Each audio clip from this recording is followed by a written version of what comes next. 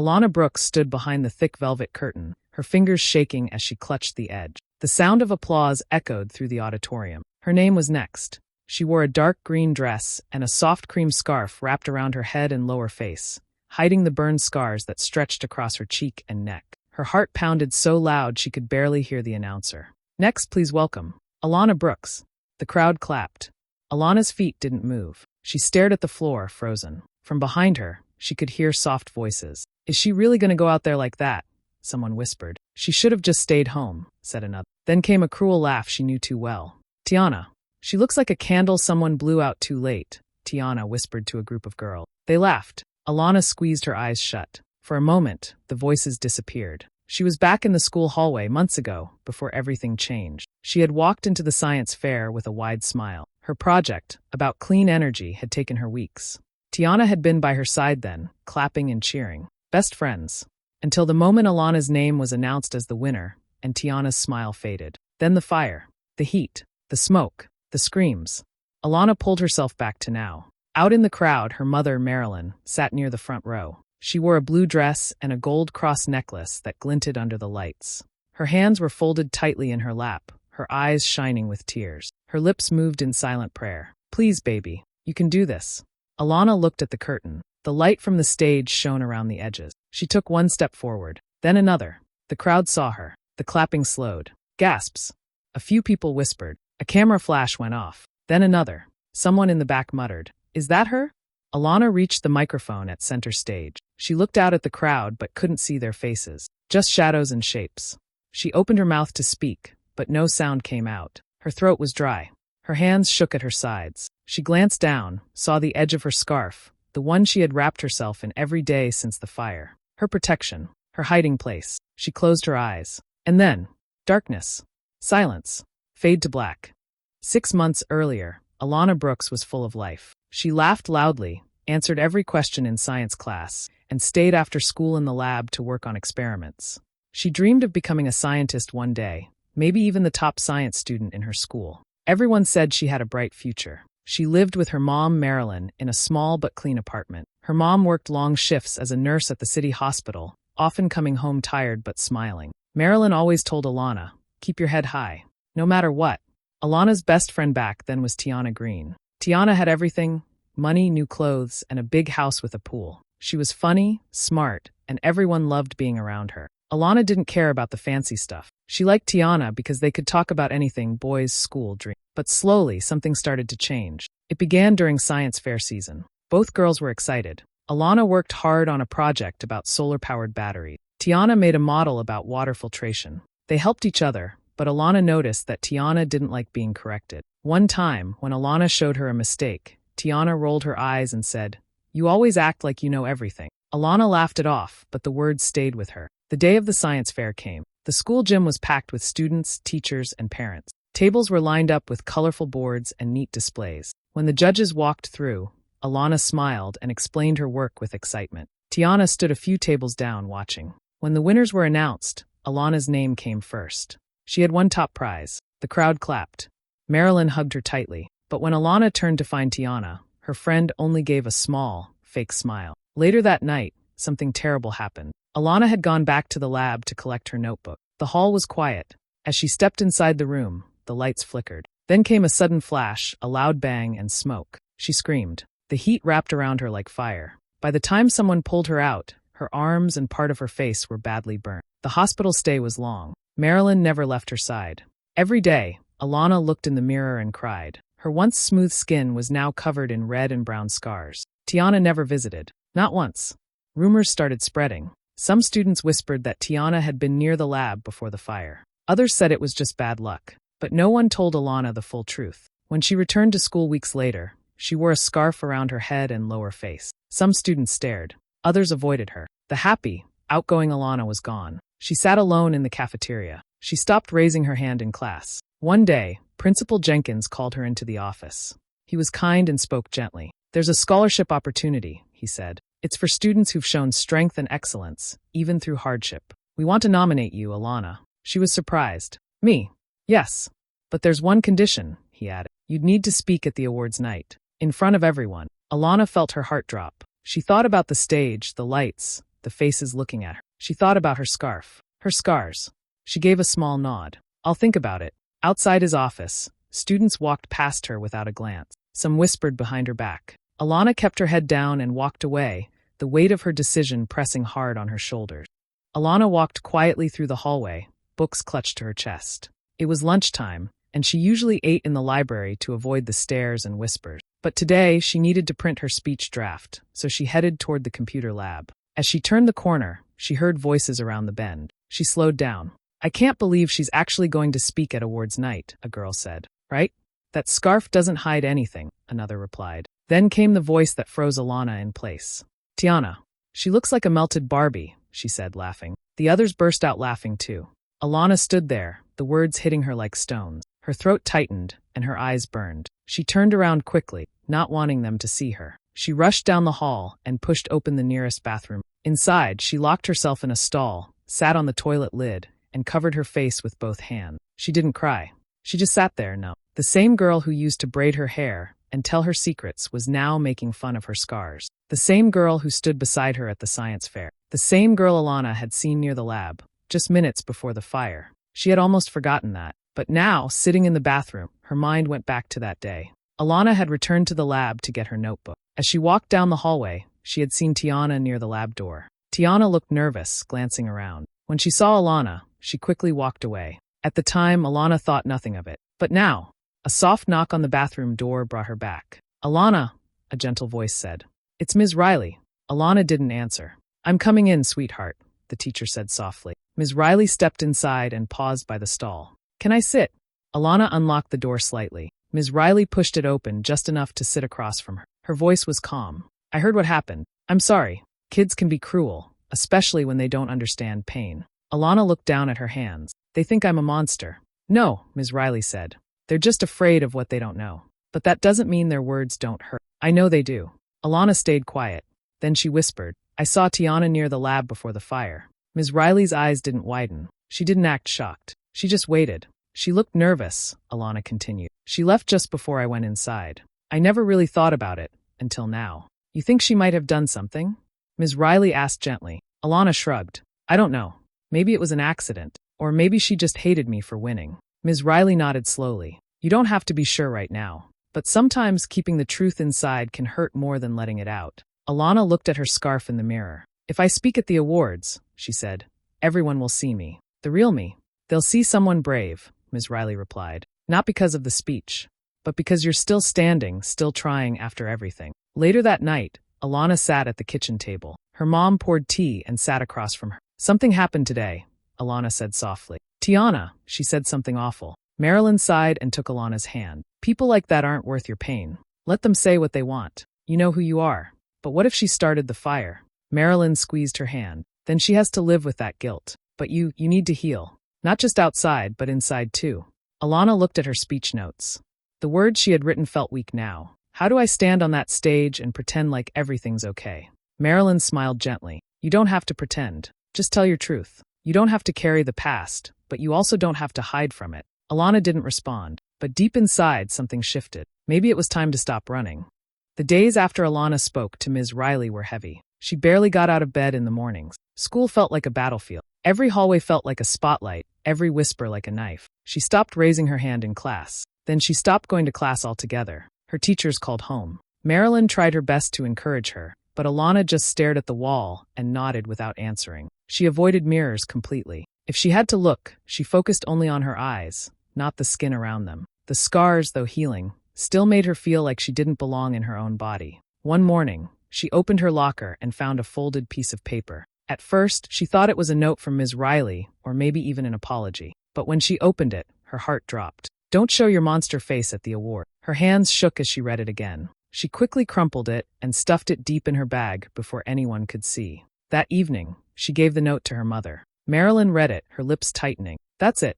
I'm going to the school. The next day, Marilyn sat across from Principal Jenkins in his office. This is harassment, she said, her voice firm. My daughter has been through enough. The principal frowned. I understand, Mrs. Brooks. But the note was anonymous. We don't know who wrote it. So you're not going to do anything? We can monitor her locker, talk to the students again, but there's no clear proof. Marilyn left angry and disappointed. Meanwhile, Tiana's social media was full of smiling photos, her in new clothes, hanging out with friends, giving speeches. Her posts were full of hashtags like #FutureLeader and #VoteTiana. Alana couldn't look away. Each photo felt like a slap. How is she winning? Alana whispered one night, scrolling through Tiana's page in bed. After everything, how is she still winning? A few days later, Ms. Riley asked Alana to stay after class. She waited until the room was empty, then closed the door. I wanted to show you something, she said quietly. She opened her laptop and played a short video clip from the school's hallway security camera, dated the day of the fire. Alana watched closely. The time on the screen showed 6:42 p.m. Tiana walked into the frame, glancing around nervously. She walked toward the lab door. Then she pulled something from her bag. It was hard to tell what.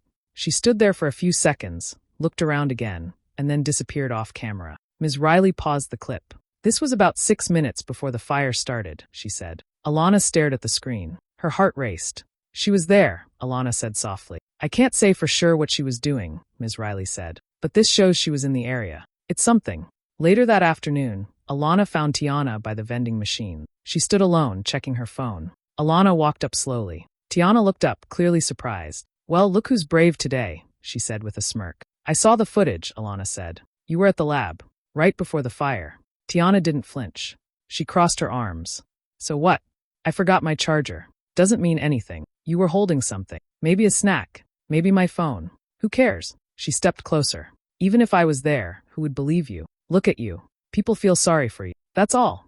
Alana felt the sting of those words, but she stood still. You did something, didn't you? She whispered. Tiana leaned in. Even if I did, you can't prove it. Alana turned and walked away, her hands clenched into fists. She felt sick, angry, afraid. That night, she told her mother everything. I don't want to go to the awards, she said. But baby, this is your moment, Marilyn said. You earned that scholarship. I don't care, Alana said, tears building in her eyes. I can't stand in front of them while she pretends to be perfect. I can't take it. Marilyn sat beside her and put an arm around her shoulder. You don't have to do anything you're not ready for, but don't let her take your future too. Alana didn't respond. The next day, she emailed Principal Jenkins. Please remove me from the awards night program. She sat at her desk, staring at the message for a long time before pressing send. When she did, she felt empty, not free. Like something inside her had curled up and gone quiet. The day of the awards ceremony arrived, but Alana didn't get out of bed. Her room was quiet except for the soft ticking of the clock on the wall. She lay under her blanket, staring at the ceiling. Her dress, the one Marilyn bought for the event, still hung on the back of her closet door, untouched. Downstairs, Marilyn moved around the kitchen. She made breakfast, but Alana didn't come. She didn't push her. She just waited. Later in the afternoon, Marilyn walked into Alana's room holding a white envelope. This came in the mail just now, she said gently. It's from the foundation. Alana sat up slowly and took the envelope with shaking hand. She opened it and unfolded the letter. She read the first line and gasped. Congratulations, Alana Brooks. You have been chosen as the recipient of the full Leadership and Science Scholarship for outstanding resilience, academic performance, and character. Her eyes filled with tears. Her heart raced. But then she saw the last line. As part of the final requirement, we kindly ask the student to deliver a short speech tonight at the awards ceremony. Alana lowered the letter. Her hands rested on her lap. I can't, she whispered. I already told them I wasn't coming. Marilyn sat beside her. You didn't know this would happen, but maybe this is your second chance. I'm scared, Mom, Alana said. Everyone will stare. They'll laugh or whisper or judge me. Marilyn held her hand. They might, but some will listen. Some will remember your courage. And you will remember that you showed up. Alana sat still, her mind filled with memories. The fire, the pain, the cold hospital room, the mirror, the stairs, the note in her locker, Tiana's laughter, but also the teacher who believed her, the mother who never gave up, the strength it took to come back. She took a deep breath. That evening, she stood in front of the mirror. For the first time in months, she looked at her full face. Slowly, she applied a light layer of makeup, not to hide, but to feel whole again. She picked a bold, deep red scarf with golden trim. She wrapped it neatly, carefully, and looked at herself. I can do this, she whispered. When she and Marilyn arrived at the school, the hallway buzzed with voices. The auditorium was packed. On stage, the lights were bright, and the air was warm. Backstage, the host called her name. Please welcome our scholarship recipient, Alana Brooks. Alana stepped out. The crowd went quiet. All eyes turned to her. She walked to the microphone. Her hands trembled. Her heart pounded. She looked out. Faces stared back. Some surprised. Some unsure. She took a shaky breath. "Good evening," she began. Her voice was soft but clear. "I almost didn't come tonight." She paused. 6 months ago, I thought everything I could become, was lost in a fire. My face, my confidence, my voice, it all burned with it. The room stayed silent. I was hurt. Not just on the outside, but inside too. People whispered. Some laughed. My best friend left me behind. And I started to believe the worst things they said about me. She swallowed. But I also learned something. Pain doesn't last forever. Scars fade, even if slowly. And strength, real strength, is quiet. It shows up when you feel weakest. Alana looked at the crowd. Some leaned in. Some wiped their eyes. She reached up slowly. Her fingers tugged at the edge of her scarf. She paused, then pulled it off. Gasps echoed through the auditorium. A few mouths opened. No one spoke. Alana's face, marked but healing, was fully visible. She took a deep breath. "My name is Alana Brooks," she said clearly, "and I am not ashamed." A moment passed. Then another. Then clapping. One person. Then another. Then the whole room. Loud, strong, and growing. Alana stood still, her heart wide open, her chest rising and falling with deep breaths. When the applause slowed, she finished her speech. "Scars don't define us. Choices do. And tonight, I choose not to hide." With that, she stepped back from the microphone, scarf in hand, and smiled. After the ceremony, the crowd slowly left the auditorium, still talking about Alana's brave speech. Some people wiped tears from their eyes. Others smiled as they passed her, saying things like, "You were amazing," or "Thank you for sharing your story." Tiana stood at the back of the room, frozen, her face tight with anger. She had expected the spotlight to be on her that night. Instead, everyone was talking about Alana. Someone whispered near her. "Wasn't she the last person near the lab before the fire?" "I heard she was jealous," another voice said. Tiana's hands clenched into fists. Her smile was gone. Without a word, she turned and stormed out of the building. Alana saw her leave but didn't chase after her. She didn't need to. She didn't feel hate, only peace. Later that night, as she and her mother walked to the car, Marilyn hugged her tightly. "You didn't just survive, baby," she said, eyes full of pride. "You rose." Alana felt tears in her throat but held them back. "I feel free," she whispered. The next morning, Alana walked into Ms. Riley's classroom. The teacher looked up and smiled. "You were incredible last night," she said. Alana nodded and sat down. "I want to tell you everything now," she said quietly. "About what I saw that night. About Tiana." She explained it all. How she saw Tiana outside the lab. The strange item in her hand. The way she acted nervous. The way she laughed when Alana confronted her. Ms. Riley listened carefully, then said, "I'll take it from here." That same day, Principal Jenkins began asking quiet questions. He looked at security footage again. He spoke to a few students. Nothing was official yet, but the truth had started to slip through the cracks. And Tiana could feel it.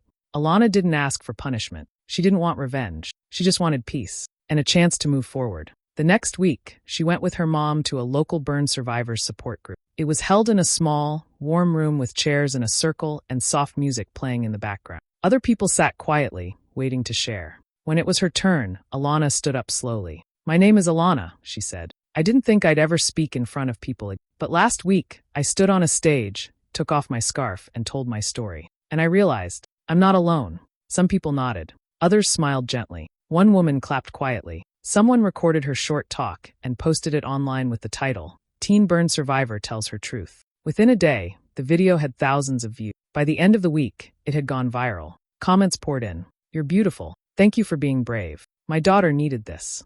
Your words helped me heal." Alana sat in her room, scrolling through the comments with wide eyes. She felt a warmth she hadn't felt in months. Not because people were praising her, but because she realized her story mattered. She had turned her pain into power. Not just for herself, but for others too. Weeks passed. The air felt warmer, not just because spring was near, but because Alana was lighter now, freer. She walked down the school hallway without a scarf. Her head was held high. Her steps were steady. Some students smiled at her. Some nodded.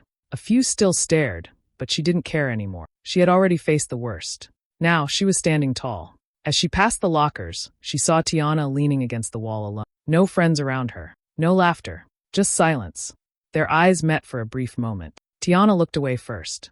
Alana didn't stop. She didn't speak. She didn't need to. She walked past without hate, without fear. Just strength. Outside the school doors, her mom stood near the car, waving. The sun was shining, and the breeze lifted Alana's hair slightly as she walked over. "Got something in the mail for you," Marilyn said, holding out a large envelope with the college logo on it. Alana took it, heart beating fast. She opened it slowly, carefully. Her eyes scanned the letter.